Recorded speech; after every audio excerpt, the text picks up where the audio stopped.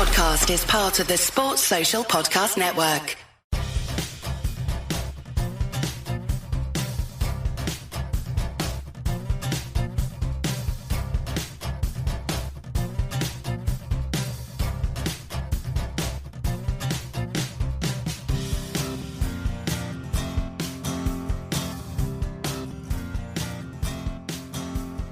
Welcome back to the Love Tennis podcast. I am George Bellshaw, and I'm joined this week only by Calvin Betton, superstar tennis coach. We're missing our typical superstar presenter, James Gray, who is having a well-deserved holiday.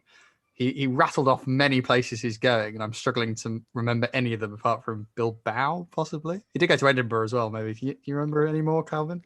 San Sebastian, wasn't it? Not Bilbao. It's near Bilbao, isn't it? San Sebastian, then Edinburgh. Edinburgh twice, though, wasn't it? Didn't he go into Edinburgh, San Sebastian? Maybe Paris, was it? Many places. Anyway, he'll fill us in properly next week on his European tour. It's been another busy week. We're going to talk the Big Four's reunion at the Laver Cup. Calvin's going to do us a bit of a deep dive into Roger Federer's racquet based on some fun Twitter analysis I was reading this week. Dominic Thiem back into his semi-finals. Is he going to be back for the US Open? Lorenzo Musetti, Carlos Alcaraz, Casper Ruud and Matteo Berrettini trying to prove they're big US Open contenders by showing good form as well. We've had titles for Irina-Camelia Begu, Bernarda Pera, Gaudenzi giving us bad news potentially for Queens, and Venus Williams naming her 3 dream tennis guests, where we'll also hear Calvin's later on. Calvin, though, how are you? How are you feeling? Yeah, I'm very well. I'm glad you've dumped that on me. I didn't know anything about this dream tennis guests thing. You clearly haven't read the order of play close enough. I dropped it right at the end. Right. And I said you weren't allowed to look up Venus Williams, so I could surprise you live on air. Okay.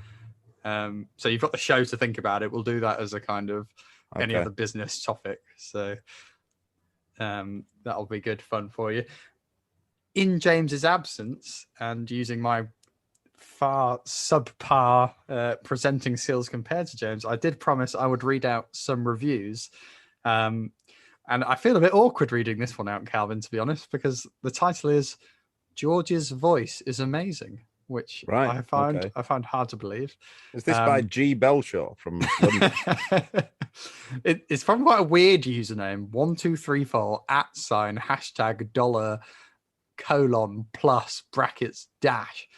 So maybe that's my burner account or something like that. Right. But there are some nice words for you as well, Calvin. They say, these guys are so informative and fun. They make me laugh so much. Calvin is amazingly knowledgeable and bold. James sounds like the nicest guy, and he's a great host. Yes, he is, and you'll realize how good he is today as I bumble my way through this. He brings the whole show together. Great host. Totally great show. Keep going, guys. So thank you very much. String of numbers and symbols. Another one says, good alternative. When you're bored of the other brackets, more mainstream tennis-based podcast, can't possibly think which one that is. This is a fantastic alternative, says Slinger12077. They say there's less dog chat. I don't really think we've ever spoken about dogs, Calvin, particularly. No, don't think so. And edgier, less virtuous opinions. I'm trying to be consistently virtuous. So I'm disappointed that I'm not hitting top marks for virtue, but there we are. It's not what everyone wants, but I find it a refreshing listen. When the coach is on, I presume they mean you rather than me there, Calvin, he adds first-hand insight you don't get elsewhere. There you go. That's exactly what we've got. Similar theme from Tennis Pratt. Good podcast. Oh, sorry, great podcast. Love the honesty. Short and sweet. I like it. Then I've got a bit of a mega email, which I can't read all of it out. This is from behinds.07-cashews. I can tell James has just left all the ones with really awkward names for me to read out this week. I feel like I'm murdering all of them. So sorry if I'm getting this wrong. They finish off by saying they love the podcast. So that's great. And they've raised a couple of points, Calvin, which maybe you can quickly answer as a quick fire start to the show. So the first one is tackling a bit of a claim that I kind of made last week about how Nadal was perhaps, there's quite big permutations in the GOAT race with Nadal winning the Australian Open in Djokovic's absence. They're arguing that, well, Nadal would have potentially won a lot more slams because of injury throughout the years. He's withdrawn from a few slams. They're claiming 16 slams that he's withdrawn or retired from, which I'm not sure if that's accurate or not. I should have probably Googled that before. That sounds like a lot to me, but maybe that is right.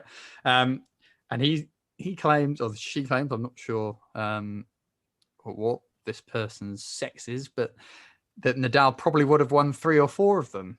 So are we wrong to kind of consider the permutations of Djokovic not being able to play out of his own stupidity compared to Nadal's body not holding up, or is there a difference there, Calvin? If possible, I think I disagree with you both. That's absolutely fine.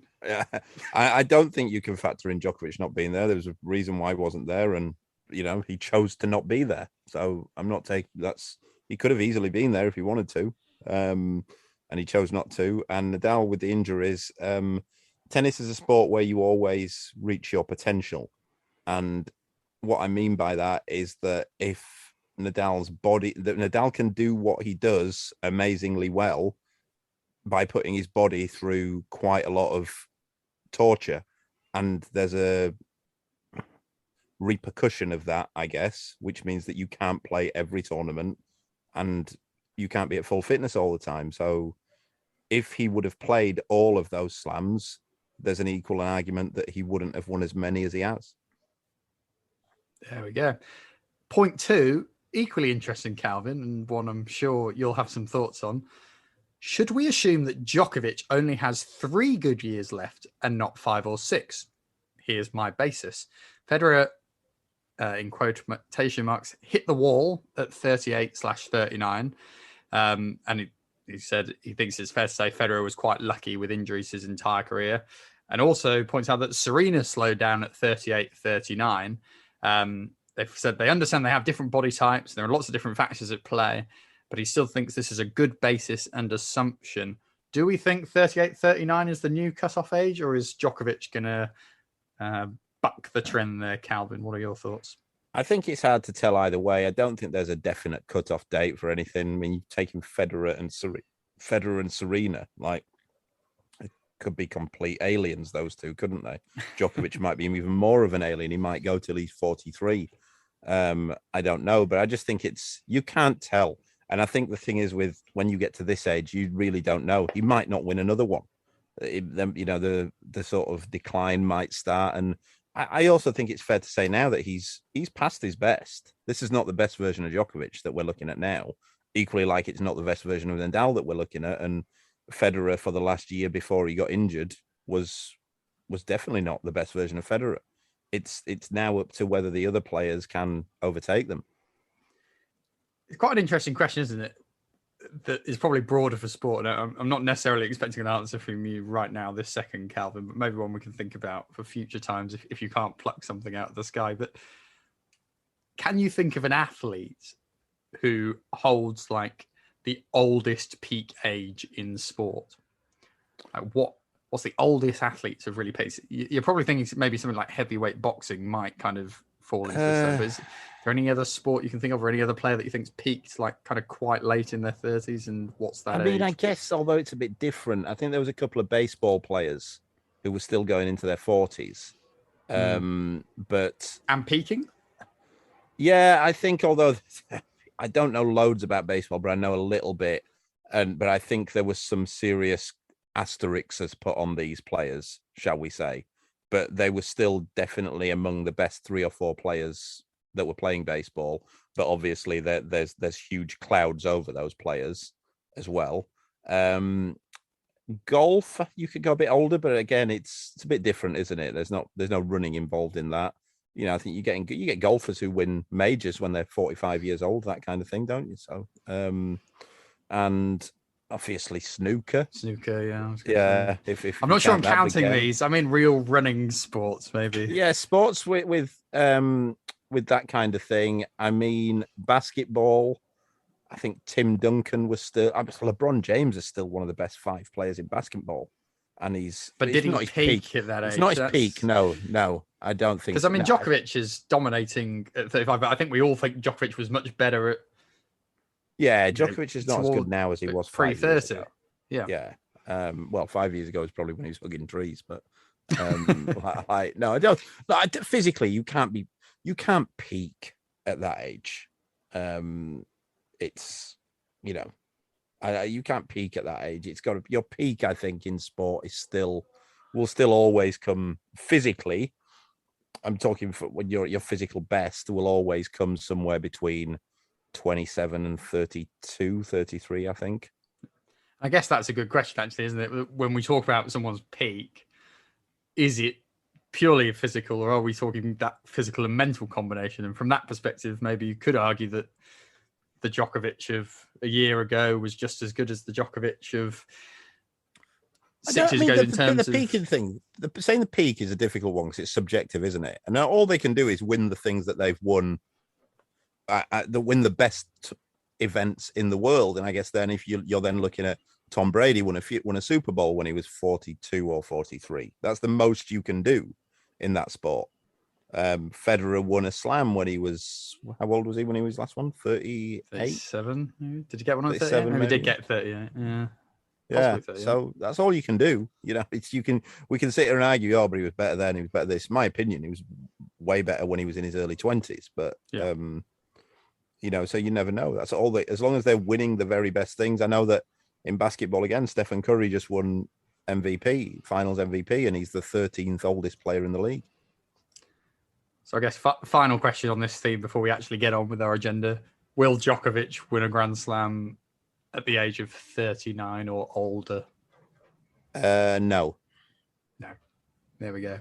So in which case the answer to your email may well be that 38, 39 is the cutoff point, but I'm sure Novak will be out to prove Calvin wrong, being the super freak he is. Right. Speaking of Novak, let's move on to the Laver Cup. It's been announced this week that Djokovic will join Team Europe, which I think is quite good news for the sport. It'll give a different kind of flavour to the event. We've obviously had Federer and Djokovic play together one year. Federer and Nadal have played together.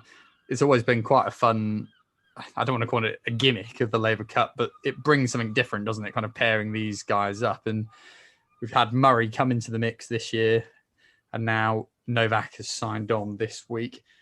Calvin, are you excited to see the big four on the same team? And have you kind of enjoyed the previous Laver Cup formats where you've got these great rivals cheering each other on, etc.? I don't know. I find the Laver Cup a bit difficult, to be honest. It always seems a bit manufactured. The scoring system itself is manufactured because they know that it's so heavily weighted in the favour of one team. Otherwise, you wouldn't have that ludicrous scoring system that they have, which basically makes the first day completely pointless. But just to clarify that, so they have 3 points per win, I think, on the Sunday, 2 points on the Saturday, and 1 point per win on the Friday. So the idea being that you basically can't lose the Sunday, which would be quite a big issue. But sorry, carry on. I'm amazed actually that I think it just shows that it's basically people. It's an event for people who just want to see the big names. Because if you were looking at making it competitive, you couldn't stop Djokovic playing, obviously, but the organisers of the tournament would look at it and think this could well be over by halfway through Saturday.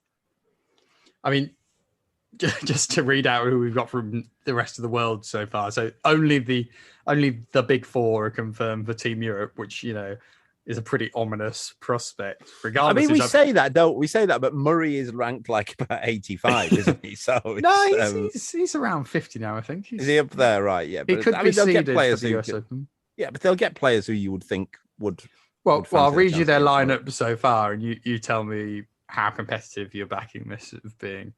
So the 3 players they've announced so far Felix Auger-Aliassime, Taylor Fritz, Diego Schwartzman. That's it so far. I mean, Felix got a fancy. Djokovic is the best player in it by a mile, isn't he? And Nadal. And Nadal, yeah. Let's not annoy our Nadal fan base. Felix would definitely fancy beating Federer or Murray, though. Federer hasn't played a match for a year. So yeah. I mean, I'm sort of contradicting myself here. No, I mean, maybe it is going to be more competitive. Just because Nadal and I'd still be. Look, there's a long way to go before those four all turn up to play. Federer hasn't been fit for a year. Nadal, I can say Nadal is barely fit. Is he going to put himself through that? Say he wins the US? Well, this is the thing, isn't it? The US does feel like quite a big factor in Nadal's participation, doesn't it? I mean, Djokovic, if he's not playing the US Open, then fine. But Nadal could easily win it, feel knackered, or pull out halfway through because he's obviously had troubles this year. Yeah. Maybe they need to get. It's like, who else can they get? What's the best team that the rest of the world could? They normally get Kyrgios, don't they? Who I think would be there, be like acting the fool, and Jack Sock, no doubt, he'll be there. Not a bad doubles pick, to be fair, from Jack Sock. They normally get Isner, don't they? Yeah, Isner will probably play it. Dennis might play. Dennis, he much of a threat. He's been pretty crap this year, hasn't he? He has, but he might play. There is, of course. No, he's probably Team Europe. He's Team Europe, isn't he? Medvedev. I was going to say Russia's kind of borderline, isn't it? They could get Medvedev and Alcaraz in as well.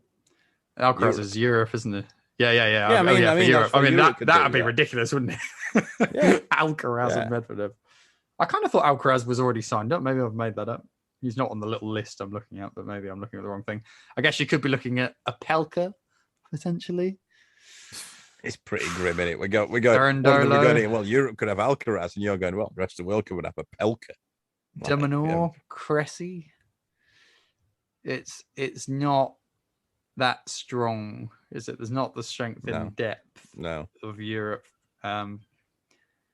Particularly when you consider you've still got guys like Zverev, Tsitsipas. I wonder if they're smart, and I've already forgot his name, but there's a Chinese lad who's tearing up the Challenger circuit, and I wonder whether they'll be smart and think we could open up to another market here.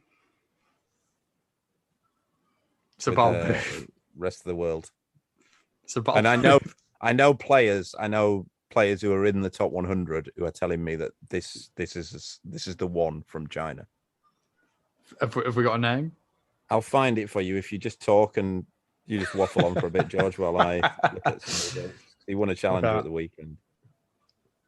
All right. I will waffle on to the best of my abilities for that time. So I think the other point we did kind of want to touch upon here, Calvin, I mean, while there is some novelty element to the Laver Cup this time with the big four all on the same team, and you understand there's some value in that, the prices are quite shocking, aren't they, for this tournament? I mean, I think the lowest price ticket was something like £320 a session. So we're talking that's a day or a night session. That's right at the back. Oh, yeah. I mean, that's outrageous, isn't it? When we talk about tennis trying to reach like new fan base, this just seems like cashing in for kind of no benefit to the sport, really. Yeah, we were talking about in the group the other day, weren't we? Do we know if this is part of this dynamic pricing, or is it just... No, it definitely started at 320. Yeah, ludicrous. Absolutely ludicrous. They should be embarrassed with themselves charging that amount. Like, look, we're talking about trying to make tennis less of an upper class sport, and you're charging that amount of money. It's a disgrace. It's embarrassing, that amount of money. Half the day as well. It was outrageous. Yeah, it's pathetic. I can't believe the players that are involved, Federer himself, Djokovic for playing it, Murray, Nadal, all those big names, they should be embarrassed that they're not coming out and having a word about that and saying that this is not on the amount that you're charging here. For the record, it has completely sold out, but that's not really the point, is it? It's the people who it's sold out to that are the problems. Of course, look, it's in London. You're going to get people who can afford to pay £600 a ticket. Whether that's going to help grow the game, is another matter. Yeah. Well, no disagreements with me on that point. Have you conjured up this young man's name yet, or do I? No, because the ATP app is being a bit of a idiot. Wait a minute. I might be there in a minute. Wu. Could have just guessed that. Gonna. Wu. Yeah. Has he got anything else to his name beyond Wu? Yibing Wu. Yibing Wu. Yeah, he's currently ranked 174, but apparently fastly on the rise. Yibing Wu.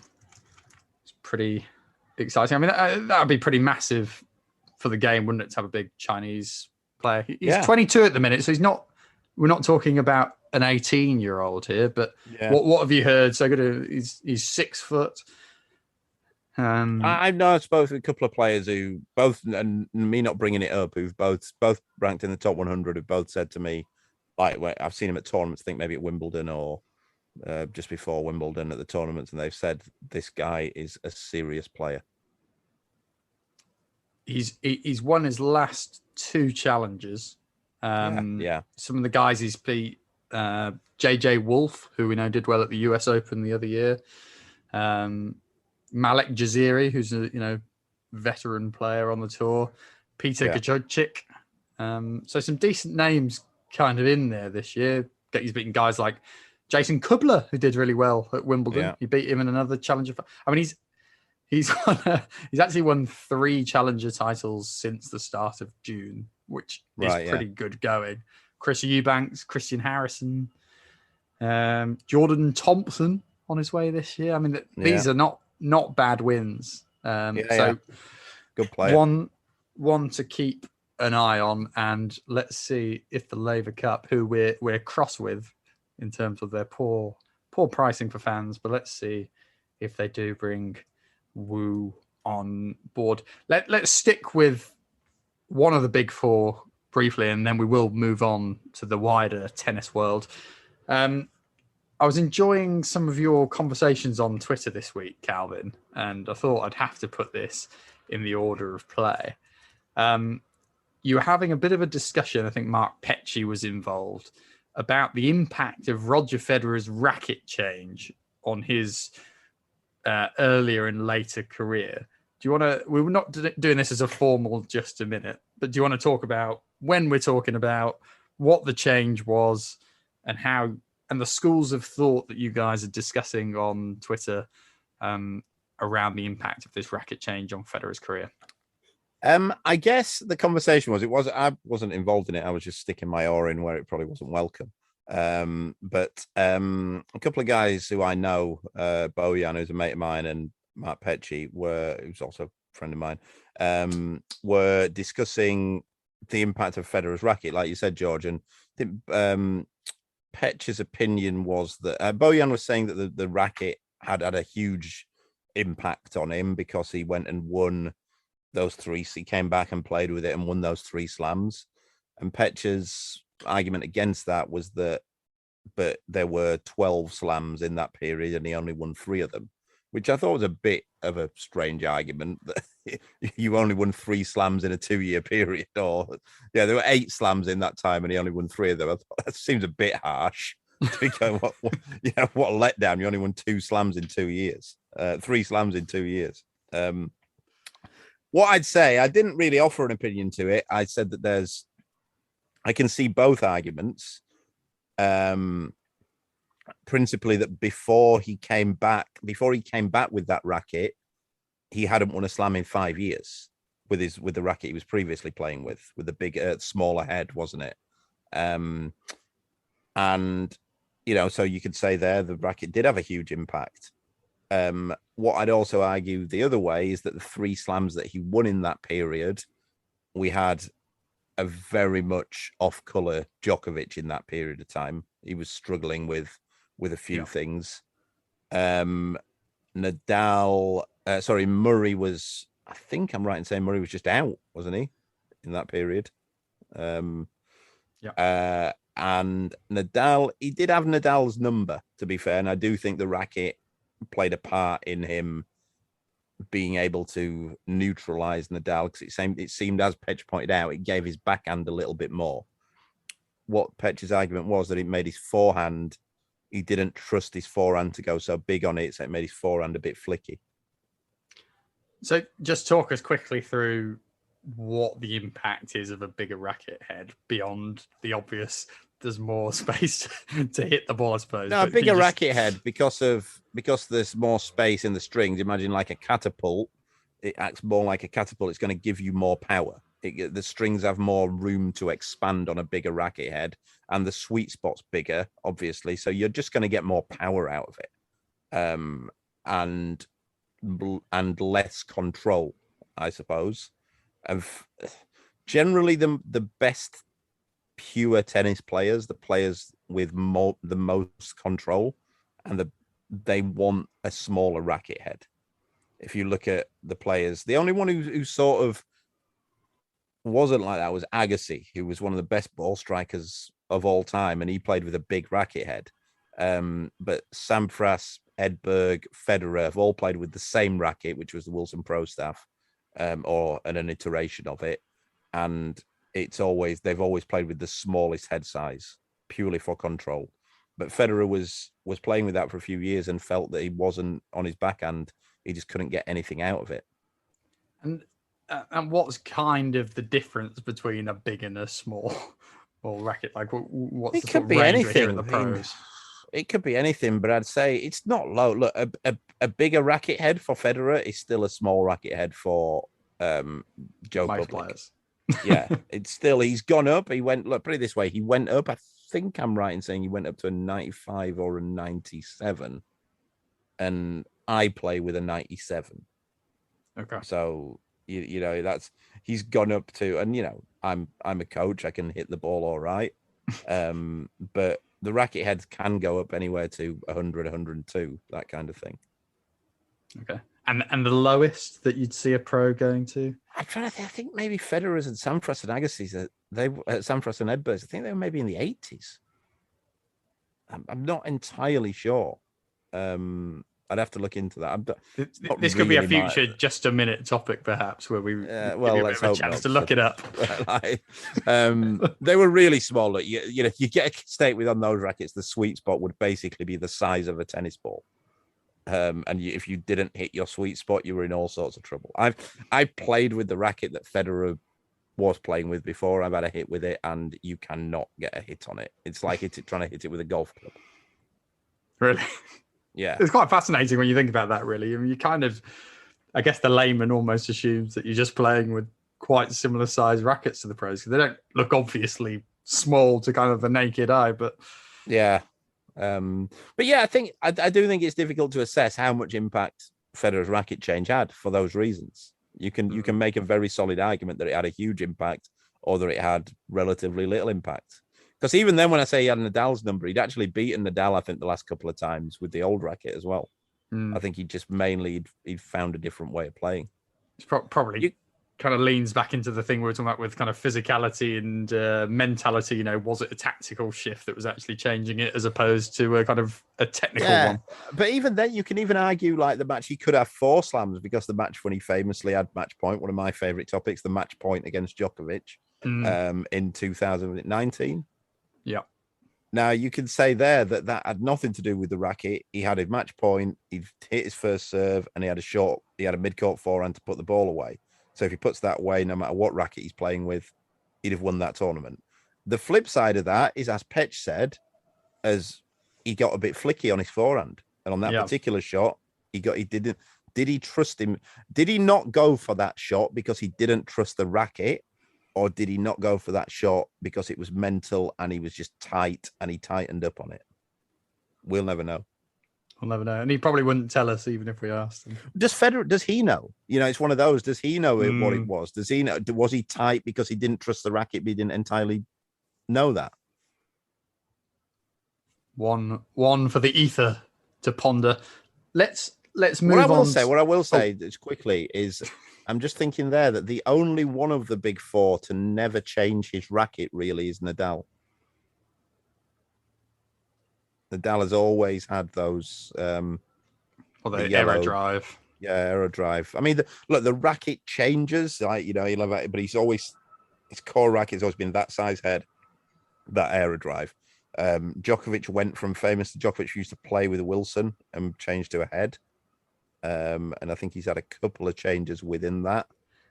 I am aware of some changes Djokovic did make behind the scenes, or at least was trialing one preseason a while ago.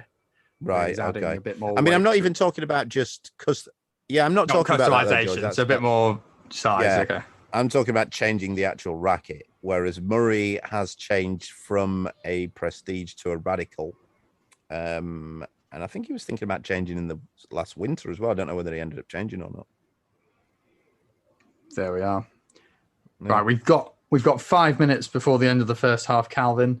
I'm going to quickly dive in to Casper Ruud and Matteo Berrettini. Ruud has beaten Berrettini in Gstaad this week.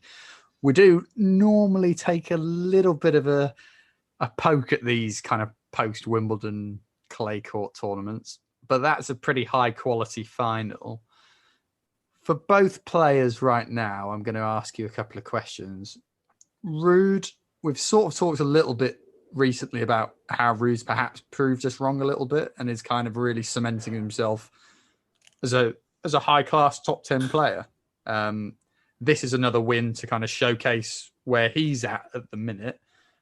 How convinced are we now that he is going to be a long-term top 10 player?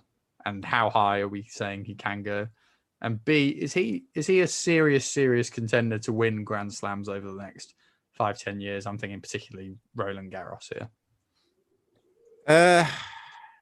I think he's definitely going to be in the top 10 for a while. With the rankings, you never know for ups and downs, but on the sake of averageness, I'd find it difficult to see him being a top 4 player. I think that would be a stretch. Look, he's been in the final of slams, so you've got to say he's a contender for slams. I don't think he'll win one, if I'm honest. Why not? What's the thing there that's holding him back? A few things. He's only 23. Carlos Alcaraz is the main Carlos one. Alcaraz. The one where he's got the best chance of winning it is at Roland Garros, and you're going to need him to pull out. You're going to need him to not play. I just think on the big stage, there's probably better players. And he made the final this year, but he had a pretty tasty draw, didn't he? He did. But you got to win the matches. No, you have got to win the matches. But it's things like that, you don't keep getting those, George. It's like you probably get, you can probably get that draw 3 or 4 times in your career at a slam. Look, he might win one because anybody, you never know if someone drops out. You have every 7 or 8 years, you end up with these situations where you've just got 2 finalists and no one would have picked them. And he might win one of those.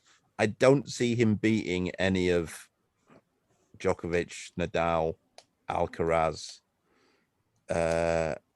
Would you even fancy him? Say he played Musetti in the final of the French.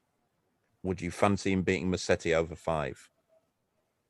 We'll come on to the glorious Musetti shortly, but it's a good question. I mean, there is a good set of players, it feels, particularly on the clay. I mean, Tsitsipas really likes the clay as well, doesn't he? Zverev plays well on it. I mean, yeah, there is strength actually at Roland Garros for this kind of post-Nadal era, it feels. Yeah.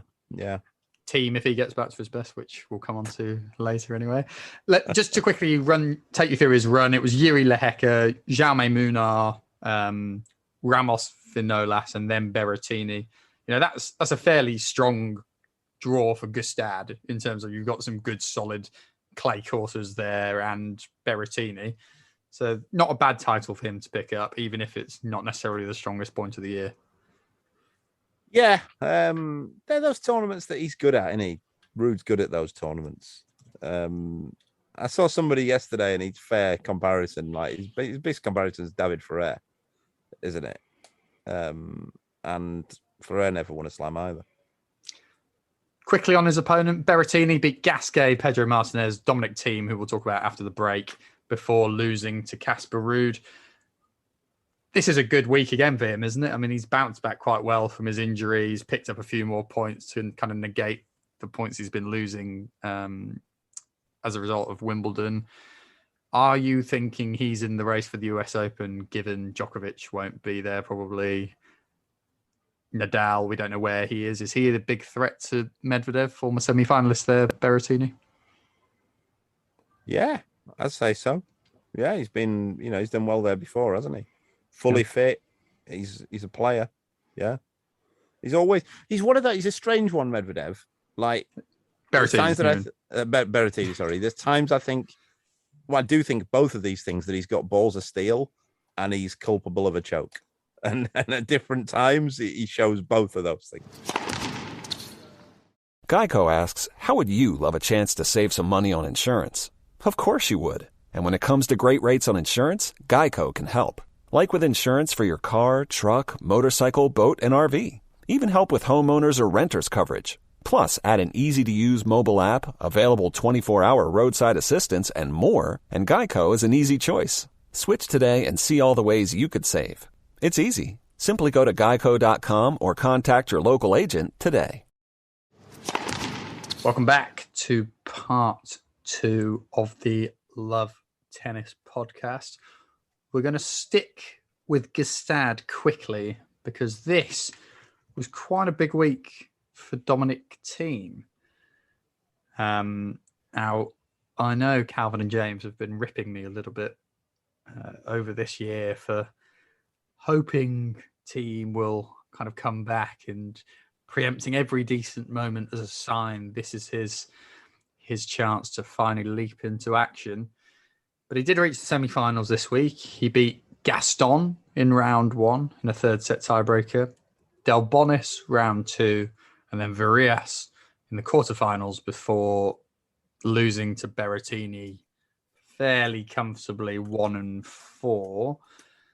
Calvin, it feels like Thiem has turned the corner a little bit.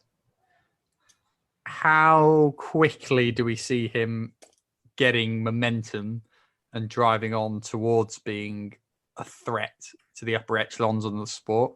Or do we think that will happen? And in the context of the US Open, where I suppose in a weird way he arrives as a defending champion, as sort of does Rafael Nadal and Medvedev, because they're all on, I don't think they've all played since they've won their last US Open title, I suppose. Yeah. Say there. How do we think he can come anywhere close to defending that? Does he have enough time to get in? He's definitely taken a step forward, big step forward, hasn't he? He started winning matches. He's still miles off compete for a slam. Like, it's way off. I think he'd still probably next year's French Open would be the target in terms of winning a slam. Up until that point, it's just trying to get some wins. I mean, he wasn't winning tennis matches for a while. I haven't seen him play, actually. I'd like to actually see him before I comment on, what I think he can get back. I don't know what's the story with this, because his forehand, he apparently had to change grip on it, didn't he? Is that still the case, or have we gone somewhat back to the old one now? Yeah, it's obviously had to improve as a shot over the last couple of months, really, to get himself in a place where he's winning matches. I mean, it was pretty horrendous, wasn't it, earlier this year? And I'd say it's more steady and more solid now, but he's still not quite there. But even he, you do sense there's that feeling of a bit more confidence, don't you? I've seen a lot of his press conferences where he feels in himself that he kind of belongs again. I mean, it's crazy he's gone to this position, isn't it, in many ways? Like, from where he was the best player outside the big three. And, in fact, after Djokovic and Nadal. It was just so strange how it all happened that we didn't really know what this injury was either. And it seemed like it was a pretty innocuous one that we expected him to be out for about 3 to 4 weeks with. And well, there were two, weren't there? There was the foot and then the wrist, and it's been an odd period. And then there was even talk that it wasn't an injury, he just burnt out or something. It was a mental thing, and then the stuff came out about his former coach and all that kind of stuff. And I think there was even some time he said he was needing some time away or something to focus on it. It was such a strange period of time for him. Then he came back and then looked terrible. The thing is, what I found strange when he came back to those tournaments was that you would think that him or people around him knew, like, you're nowhere near this level. Like, you know, why are you going and playing? Did he play the French? He did, didn't he? He did. I remember he started it off on the first day. It was pretty bad. They lost to Delian 3-2 and 4. Yeah, on the Sunday. But like that kind of thing, you wonder like why they looked at that and thought, right, these are the tournaments we're coming back in, because he was just so far off. But it's good to see him back. Look, if he gets back into you know what he was, then you know he definitely could be winning more slams. Would that kind of peak team in his career so far? Would you be backing him in slams against Medvedev now, against Alcaraz at this moment and next year? Yeah, absolutely. Yeah, you'd have to. I'd even be backing him against this version of Djokovic and Nadal. He beat prime versions of Djokovic and Nadal. So has he reached the best level outside of the big three over the last 5 years? Is that fair to say? Or do you think Medvedev has gone higher? I presume you think it's between those two in terms of top level. I'd say the same. Yeah, you'd have to say the same, wouldn't you? They've both won one slam. They've both beaten the best players at slams. So you'd have to say so, yeah. Both of them at the same, yeah. Well, there we go. It's positive news, and one we hope will continue to be a positive trajectory. I will be doing my best to be Dominic Thiem's hype man for the US Open, but I'll give it a few weeks before throwing him into the mix. There are a couple of young lads who met this week in the other big ATP final. A certain Carlos Alcaraz and Lorenzo Musetti. They're in Hamburg this week, and Mr. Musetti got the better of Alcaraz. Were you surprised he beat Alcaraz, Calvin? Because it has felt in the past that maybe Musetti, while an excellent player, might struggle to kind of win the big matches against the biggest players. Did this result take you by surprise at all? Yeah, I was surprised. Yeah, I don't think you'd have to be surprised. One of them has been pretty ropey form all year. The other one's been winning everything in his power. I mean, I saw it yesterday. He hasn't lost a set in a final, Alcaraz, before yesterday. I think he's 10-0 before yesterday's match. So, yeah, it was a big shock. But you always thought you had the ability, Musetti, but on a clay court. But I didn't think he'd beat him. Especially didn't think he beat him after he blew the serving for the match in the second set. Yeah. I mean, he's a funny player, isn't he? I mean, I wanted to pick out a moment in his semi-final match as well, where he was up match point, and then he goes for an underarm serve on match point. Now it was something like advantage, and he's lobbing in an underarm serve, and then he's broken, and he actually did win the set in a tiebreak. But it does feel like he can take quite bad decisions at big moments, doesn't it? And maybe a lack of maturity at the moment, even though, we don't want to do him down in the first week he's won a title, but he's got a bit of that wild streak in him, shall we say. Well, yeah, I mean, he's still the only person I know who's ever retired from a match, not because he was injured or anything, just he didn't think he was going to win against Djokovic last year, where he basically just pulled out because he said he knew he had no chance of winning. So yeah, he's a bit nuts, isn't he? I was kind of thinking of him in the context of some other players this week, and I'm not saying Wawrinka was as wild as Musetti now, but it felt to me like Wawrinka matured perhaps later than some of the other players in terms of that belief he could go and win majors. And obviously, I think he was 28 when he won his first one, possibly. Do you see Musetti following a similar trajectory in the sense that it might take him a little bit longer to get there, but he has the game that can win him slams, or is that too much of a stretch of a parallel? No, I think he's. I wouldn't write him out winning one, but I think it would have to be the French. I think that's the only one I could ever see him winning, which even US limits slower hard court. Just thinking Thiem there in terms of that evolution. Yeah, but what the difference with Thiem and Wawrinka is just both immensely strong guys, like similar game styles to each other, and looks wise, in terms of aesthetics of their game, similar to Musetti, one-handed backhand shot makers. But both of those guys are huge upper bodies. Whereas I'm not sure that Musetti is that. He's a bit different to those two in that regard. And I don't know if he'd be able to hit through the US hard court.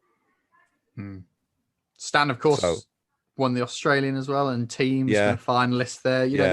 They've had success on the hard courts over the years. Thiem's quite interesting, though, isn't he? Because apart from the one he won, and apart from the US Open that he won, and the Australian Open when he made the final, his record in hard court slams, or in any slam other than the French, is terrible.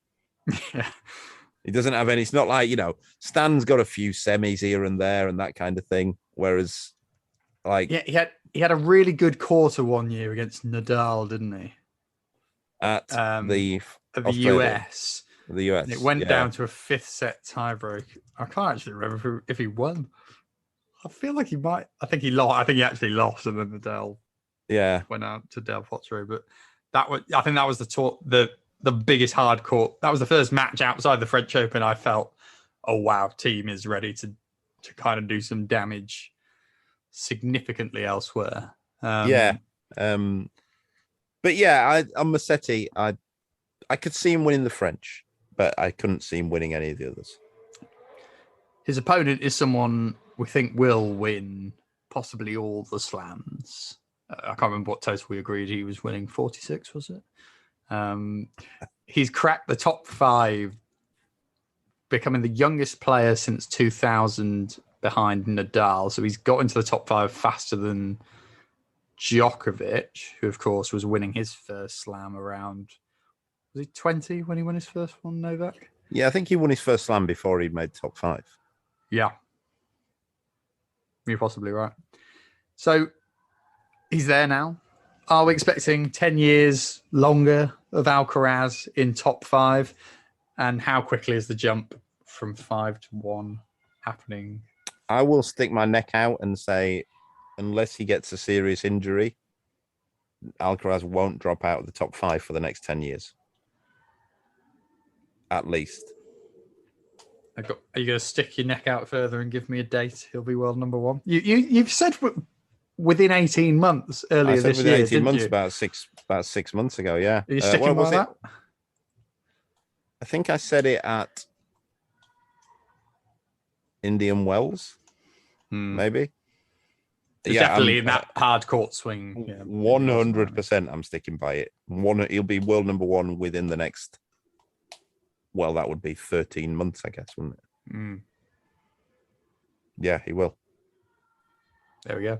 I don't think we need to dwell too long on Alcaraz because we're going to have more and more weeks. The thing is with statements like that is like now, I think it's quite a bold statement when I said it at the time now, whereas now it's like everyone thinks, well, yeah, of course it's making the top 1. But when I said it, everyone was like, oh, it's too early. I would still not be 100% sure he'll go past Medvedev in this time. I don't think it's like guaranteed within the next year he'll be higher ranked than Daniil Medvedev, for example. He's got everything, and he will at some point. He's got not a lot to defend at the slams, though, George. But but we think Medvedev can win this US Open, don't we? I mean, yeah, but he'd have to win it just to stay where he is. Like, if he doesn't win it, he's going to drop. Where he's got it, like, what did he do? What did Medvedev do at the? He lost in the final of the Aussie. Like, Medvedev's defending a lot of points in those two, and Alcaraz is defending basically nothing. Oh, we're talking a 3,000 point gap at the minute. 2,000 so that is it's 2,000, and then what is it for runner up? 1,000, 1,100, something like that. So that is those two events. If he lost first round, that would allow Alcaraz to catch him up. But wouldn't even have to lose first round if he lost semis. If he lost semis of the Aussie Open, and say he lost semis of the Aussie Open, and Alcaraz makes semis, and the same at the Aussie. Swing. At the Aussie, if both of those things happen at the next two slams, you'd be looking at Alcaraz would be looking at nearly world number one. Who sticking briefly on this, and then we must move on. Top 5 contenders for the US Open right now, and have we mentioned them all today? You can do one with Djokovic in and one with Djokovic, or we can take it as read. Djokovic is in your top 5. I don't think there's loads. I don't think there's any. I'm not pulling anything out of the hat here. It's Medvedev, Alcaraz, Tsitsipas, Nadal. yeah, of course. You got to have Nadal in there. Are you having Tsitsipas above Berrettini at the minute? No, I'd have them both. I'd have the 3 that I just mentioned, and then I'd have those 2 as a tier below to fill the 5.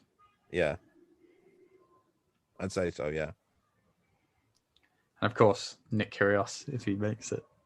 Nick Kyrgios not winning the US Open. Right. He's not going to get the draw like he had at Wimbledon.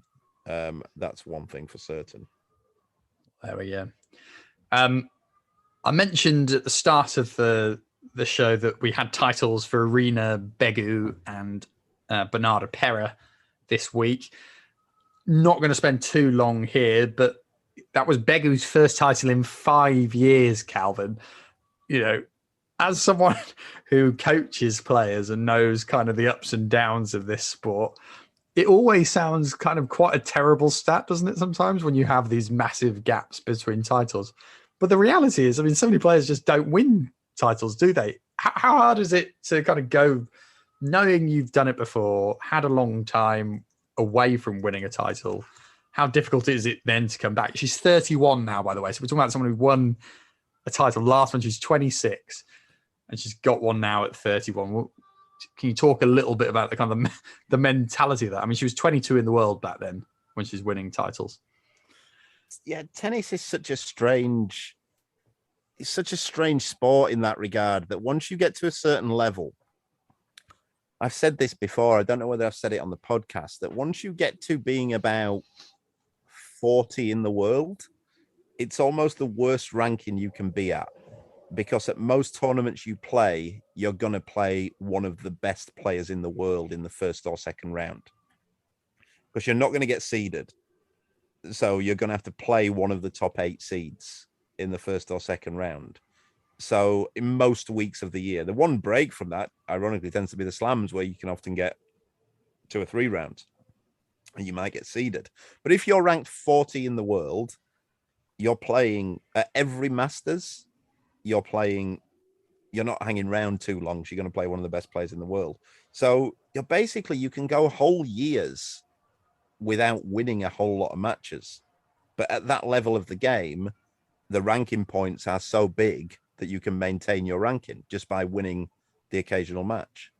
It's not something that, whereas if you think about that in terms of other sports, if you're the 40th best footballer in the world, you're playing for a team that is winning most weeks. You're experiencing winning a whole lot, if that makes sense. Whereas tennis players, that if you're ranked about that ranking where Begu is or was, you're not winning a whole lot.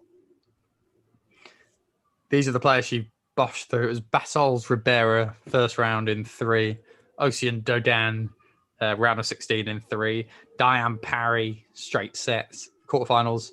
Big win over Sara Sorribes Tormo, who is a tricky customer. And then she beat Bronzetti in the final, 2-2. That was Bronzetti's first final out there in Palermo.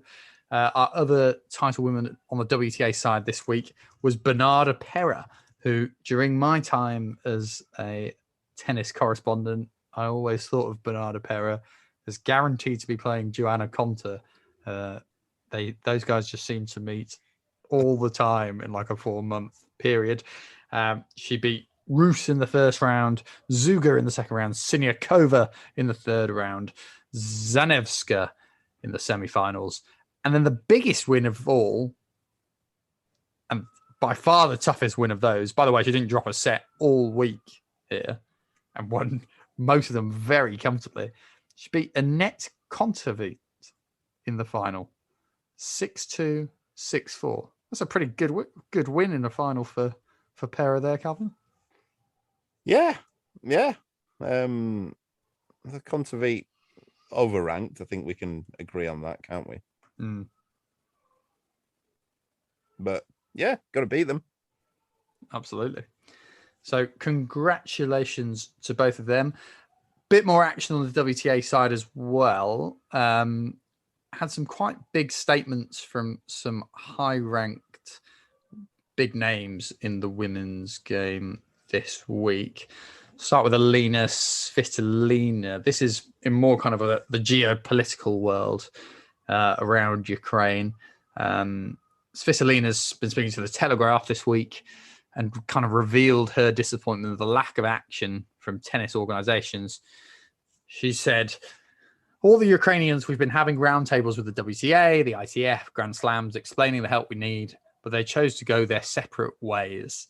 I was sad to find out they took their position, but I have a lot of respect and want to thank Wimbledon for making players feel supported as well as Ukraine. Our Ukrainian people are dying back home. We lost our homes. We lost our training bases. Our families are all still in danger. Sport has a great responsibility with a lot of media attention. Helps people to understand what is really going on. That this is my mission right now. Now, Calvin, I know you were very critical over Wimbledon's decision at the time. And we sort of said back then that Wimbledon would really kind of need other slams to come with it and the tours in many ways if it wasn't going to have kind of big repercussions, as we'll come on to shortly with regards to the grass court masters. Can you sympathise with Svitolina's position here? Look, of course you can sympathise with any Ukrainians and the Ukrainian community as a whole, their sports people and that kind of thing. Entirely sympathise with them. I don't agree with what she's saying, and I don't agree with the position that the Ukrainian players have taken up, that they want, basically, I think what they're asking for is they want all Russians banning from everything. That's what I assume they're wanting. And as we've seen with Kasatkina over the last week, it's shades of grey. I'll keep saying it. I seem to say it every week. Tennis players are independent contractors. They don't represent their country. And on that basis, I don't think they can do more.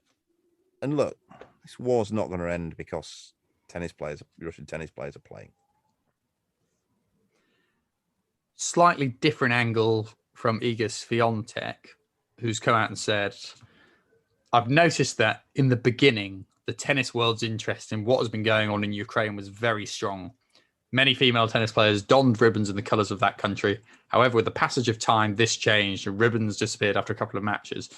Many players refused to comment on the topic of war. I respect that because everyone does what they deem appropriate.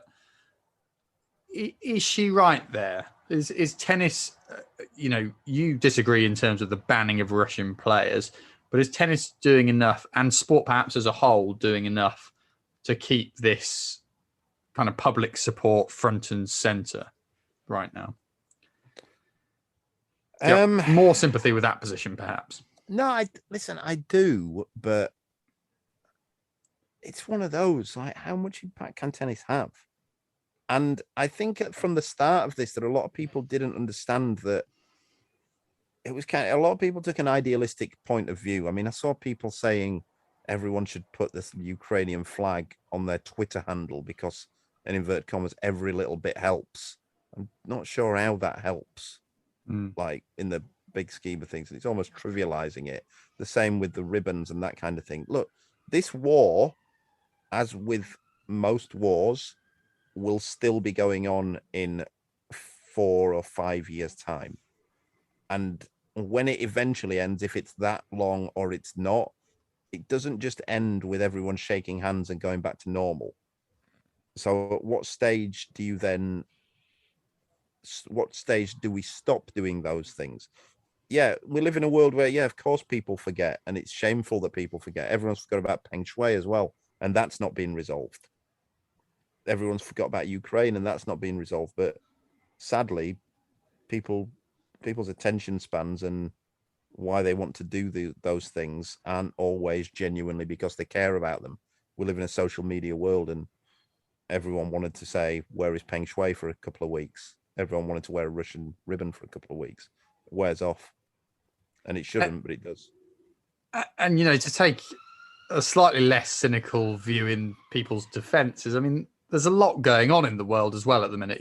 I think people are feeling the big squeeze financially. That's kind of a common theme around the world at the minute, cost of living. Yeah. It can be hard to be relentlessly focused on bad issues when your life in itself is being challenged in so many pockets of the world right now. Yeah, I kind of get that, but I think with anything, look, people forget. We have a government that basically survives on hoping that people keep forgetting scandals, and that is what happens. So people do just forget things and they lose interest. I think that's what it's down to. It's shameful that we do, but we do, and it's unlikely they get them back. When was the last time? When was the last time? I really like Iga Swiatek. I agree with what she said. When was the last time she spoke about Peng Shuai?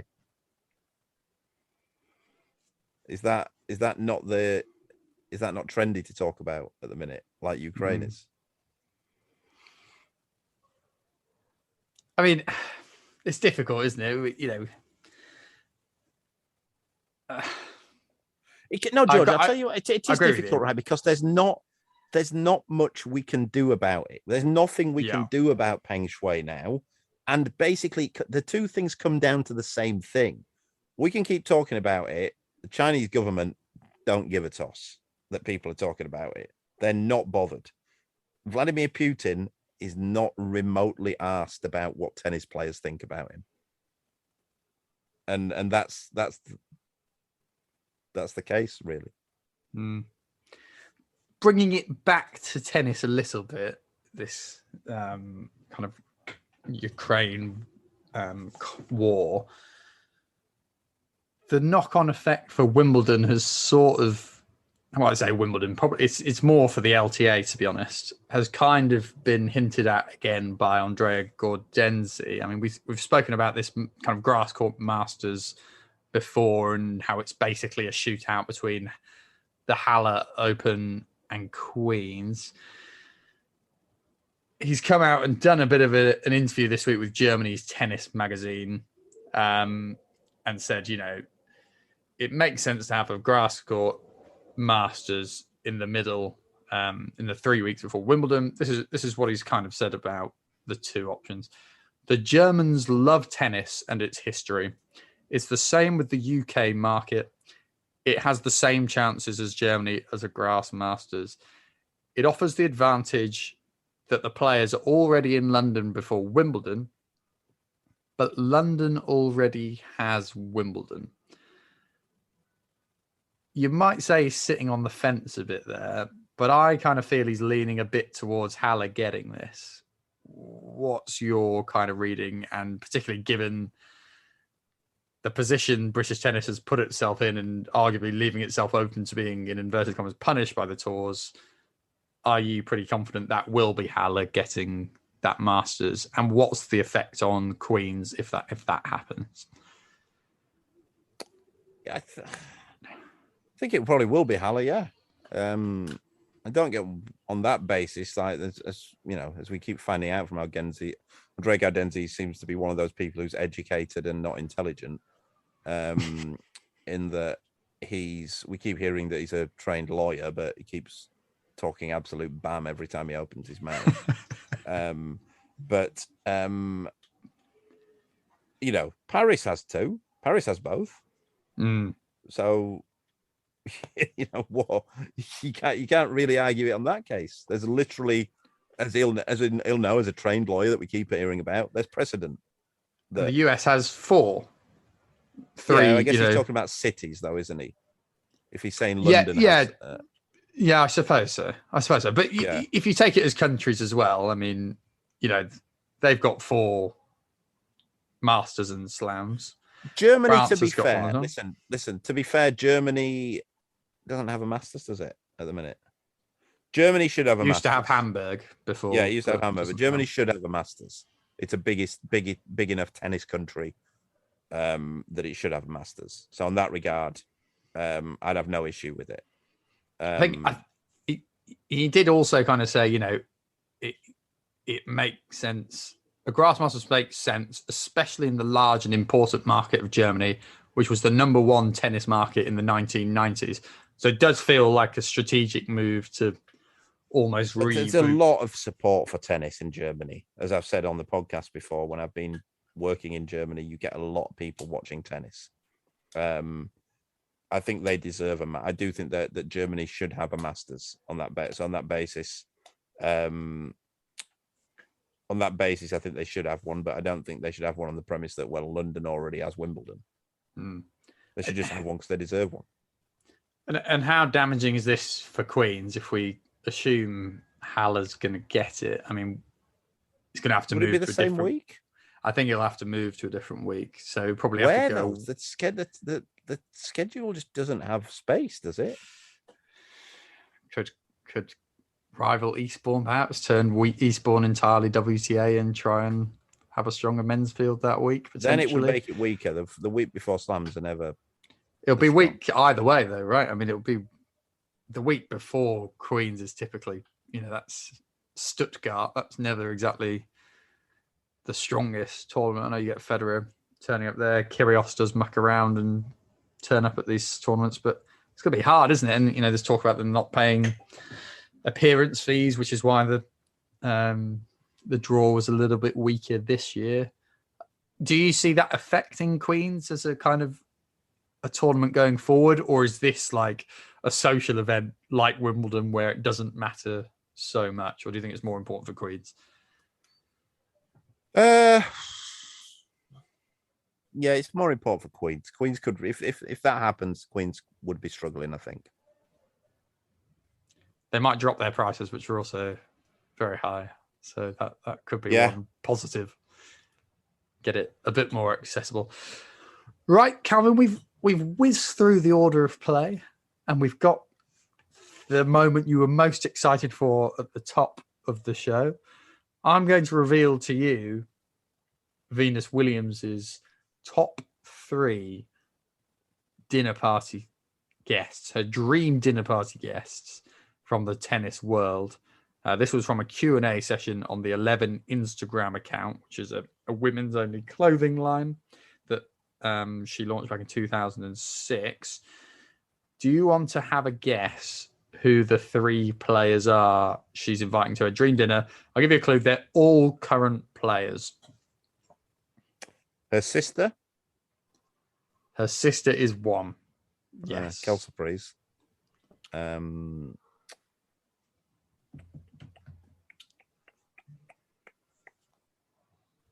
Murray. Not Andy Murray. They are both ATP players, though, the other 2.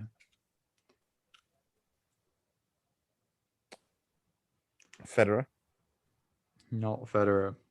Were you counting Federer as a current player? I was counting him as a current player. Yeah, oh, Kyrgios. It's not Kyrgios, no. I'm struggling here then.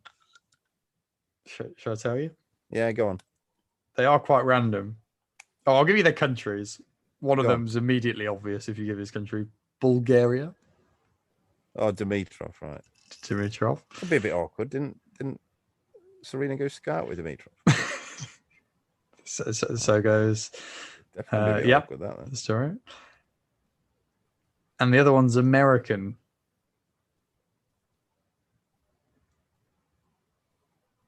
Not Jack Sock. Not Jack Sock. A Pelka? It is a Pelka. definitely be wanting to avoid that dinner party. Just have one weird idiot there, and then a couple of ex-couple being awkward.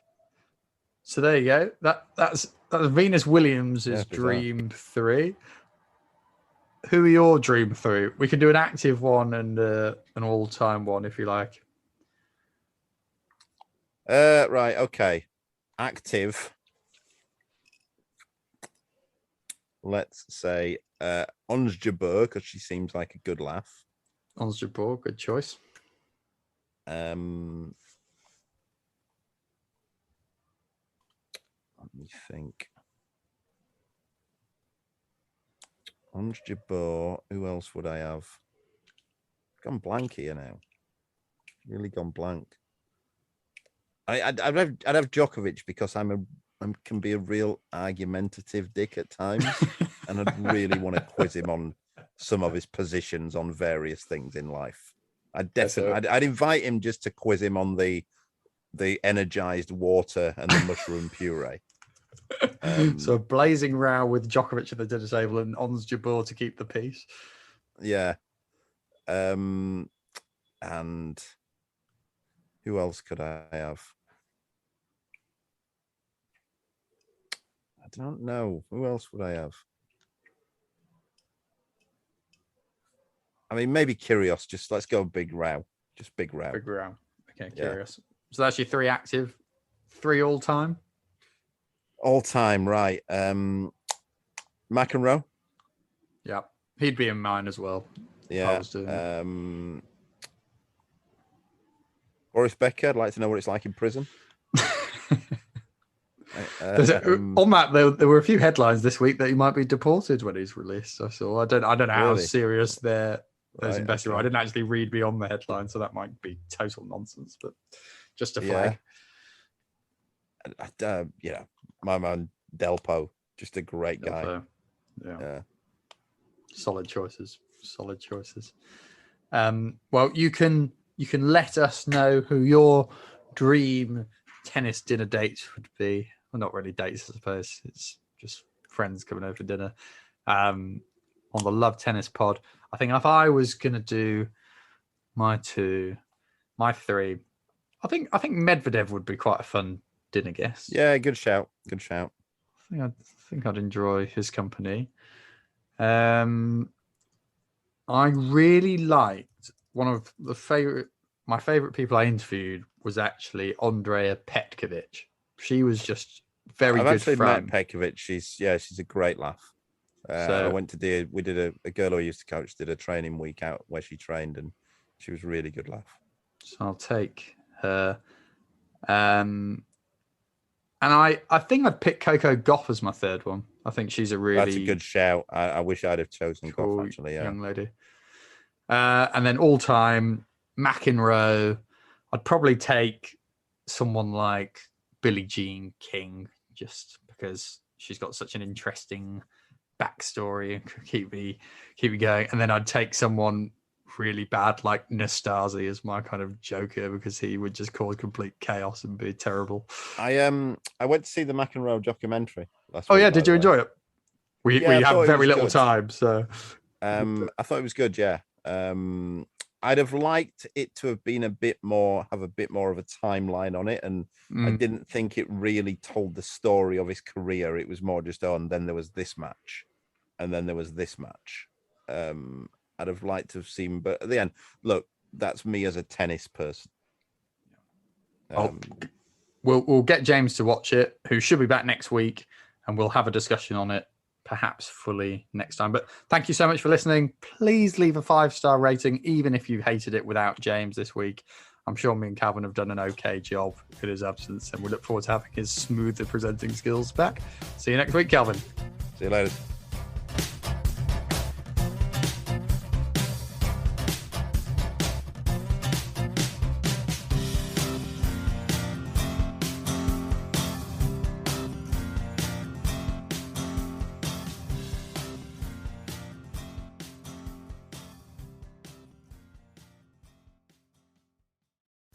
Sports Social Podcast Network. How should you plan for when your home becomes too small? Or when the next one gets too big? At Sandy Spring Bank, we're here to help create personalized solutions for financing your home loan. Whether it's a new home or refinance, renovation or addition, fixer-upper or new build. Banking is a conversation. Let's talk about your mortgage. Visit sandyspringbank.com/mortgage. Mortgage, home equity, and other credit products offered by Sandy Spring Bank, Equal Housing Lender.